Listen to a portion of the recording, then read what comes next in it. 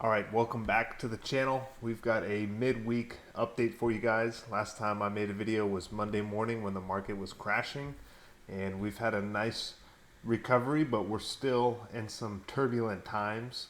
Um, so we closed Monday much stronger than where we opened, and you can see here, this is the volatility index. We had a crazy spike up to 65, and we've just dropped like a rock ever since then, which is good to see. It wouldn't surprise me if we're coiling up for another spike. Again, this huge spike here was the pandemic, and we had, it comes in waves. You have a spike, it pulls back, then you have a bigger spike, pulls back, and then it takes a long time for it to get back to normalcy. So that was about 80 days to get back to a normal level. We've already dropped back to a normal level pretty quick. So we'll just have to wait and see. There's a lot of geopolitical fears. There's a lot of recession fears. There's a lot of fears out there. So we'll have to wait and see how the market takes things. But as far as what's going on in Japan, it'll be interesting what happens there.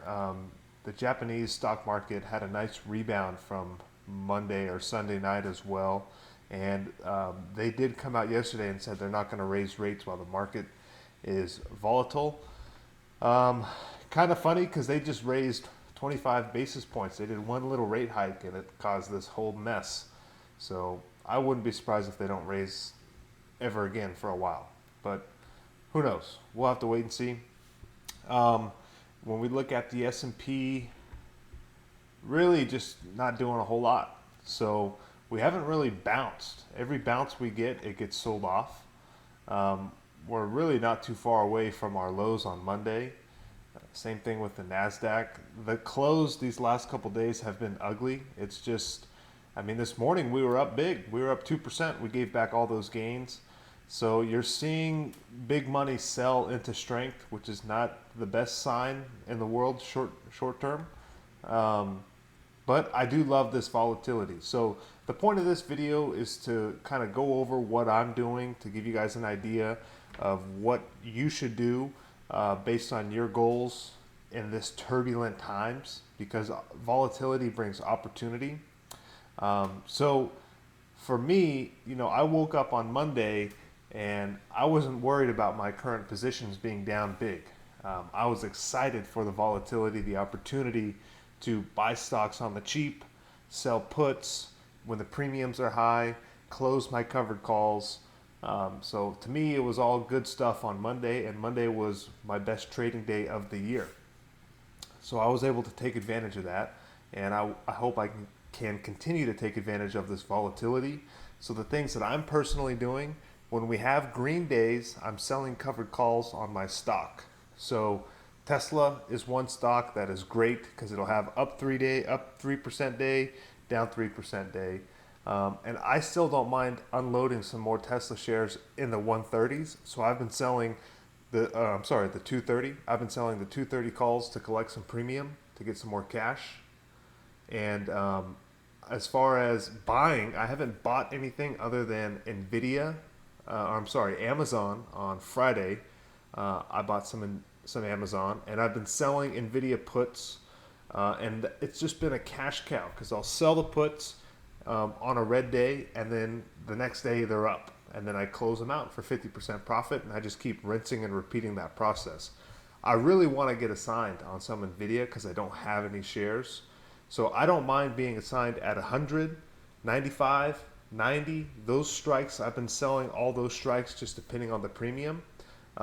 So I think just before the market closed, I sold the 90 strike in September 20th, so 44 days, so it's a ways away, and I collected about $500 or so. So I would not mind being assigned on that at all.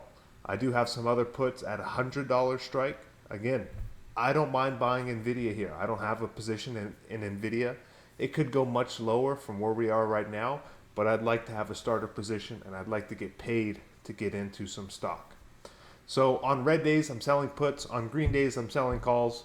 And then when we have a green day, I'm closing out my puts. And when we have a Yeah, and when we have a red day, I'm closing out my calls. Sorry, it's been a long. My brain has been fried from all this volatility. So those are the things I'm doing.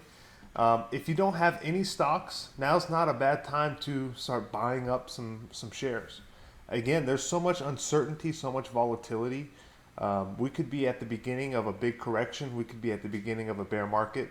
This could be a little blip on the radar. We could rip up. Nobody knows. I don't know. So um, do what's best for you. If you're retired and you are all Tesla, maybe you should de-risk a little bit. So if you're following the market, Monday morning was a good test for you. If you woke up and you looked at your portfolio and you were sick, maybe you have too much risk on. If you woke up and you felt good on Monday, maybe you should be a little bit more risk on and put a little bit more money in the market. Again, not financial advice. Read the disclaimer down below. But Monday was a good test because there'll be more days like that. We've had a lot of just smooth sailing these last few months. It's good to shake everyone up here and be like, hey, how do you feel about that? How do you like that? Same thing if we had a 4% up day. We typically don't have those, but if you did, how would you feel? Would you feel good? That means you're fully invested. Would you feel bad? That means you're not invested enough. So Monday was just a good little test.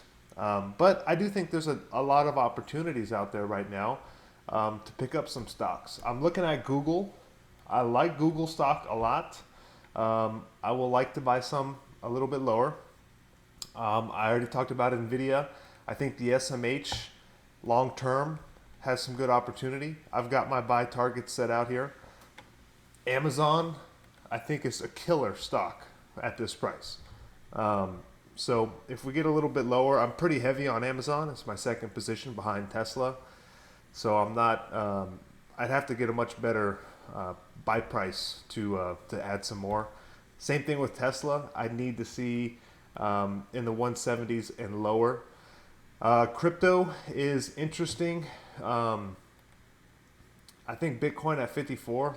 If you're willing to watch it go down another 20-30% and be okay with it, I think that's a good buy long term. I still think we get over 100K within the next year. Maybe not this year, but you never know. It was looking for a while there that we could get to 100K for the end of the year, but this recent sell-off not looking so good. But below 50, I'll probably look to buy some more. I did have to de-risk some crypto. I'm holding IBIT in my retirement account, but as far as actual Bitcoin itself, I did de-risk a little bit last Friday. Last Friday, I also sold Enphase. So I took some chips off the table on Friday just to have some more cash because I see the opportunity to sell cash secured puts and I needed more cash to be able to do that comfortably and be confident and be comfortable being assigned, right? So if I have $10 and I'm using 5 of it for cash secured puts and I'm collecting more premium, I still want to have some cash for if the shit really hits the fan. So for me, I wanted to de-risk a little bit. I didn't mind selling some Bitcoin at a gain, and I didn't mind selling some Enphase at a slight gain, and just let the dust settle. I will be back in those positions, I'm sure, within the next year or so. So, but I still am heavily exposed to crypto, just not as much as I would right now because I'm throwing money into my stock account rather than my crypto account because I'm able to get more alpha that way.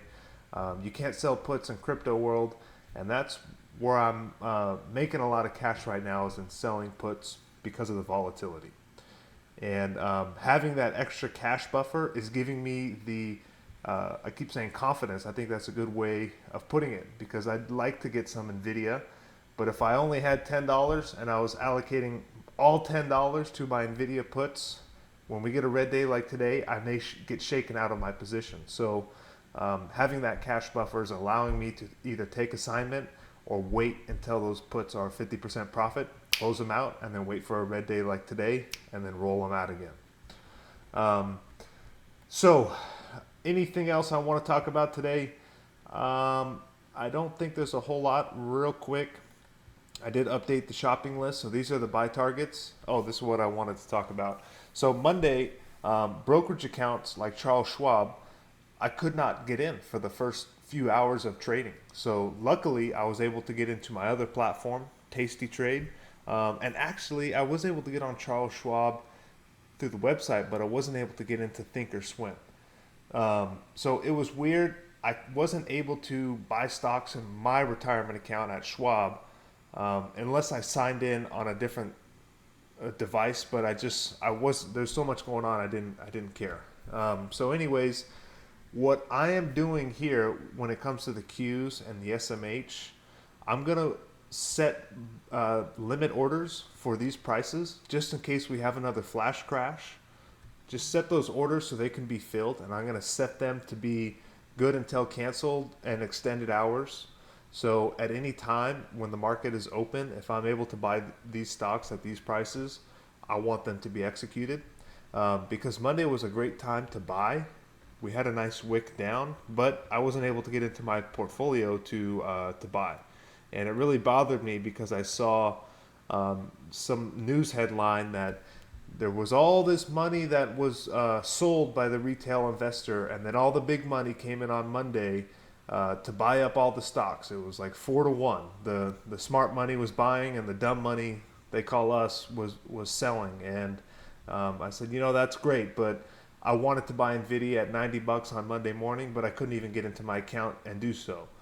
So I did other things instead. So it was a little frustrating. So I'm just gonna, instead of throwing a pity party about it, I'm just gonna set orders in for the stocks I want to buy, and have them be good until canceled, extended hours, so those can hopefully get filled if we have another liquidity event. Because that's what Monday was. Monday was people having to sell, forced sellers. And if you were selling on Monday, you're selling out of fear, which is never a good idea. You want to sell because the story changes. You have an emergency. You need that money for something. You don't want to sell just because you're scared and the market's crashing. If you're going to sell, you would have been better off waiting for a bounce like we've had these next couple of days, thinking it over.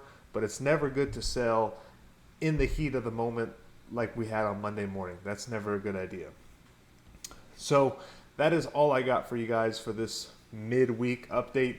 I've got a golf tournament this Friday, so I may not have a end of week update, but I'll try and do one over the weekend. Thanks for listening to me ramble on, and that is all I got for you guys. Peace out. Sadie, you want to be on TV? I get to watch my dog today, so she's gonna be famous. Look, say hi to the world. Okay, that's all we got. Peace out.